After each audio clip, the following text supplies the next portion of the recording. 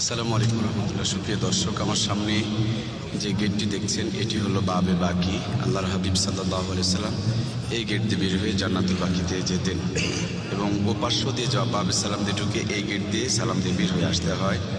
এর পাশে একটা দরজা জানালার মতন দেখছি, এখানে এর ভিতরে আল্লাহর হাবিব সাল্লাল্লাহু আলাইহি সাল্লামের রওজা। উপরে সবুজ গম্বুজ দেখছেন, তার নিচেই রাহমাতুল লিল আলামিন আমাদের কলিজার টুকরা প্রাণী নবী শুয়ে আছেন। তার পাশে বাবে নিসা, বাবে ফাতেমা এবং বাবে জিবরিল, বাবে ফাতেমা পাশাপাশি।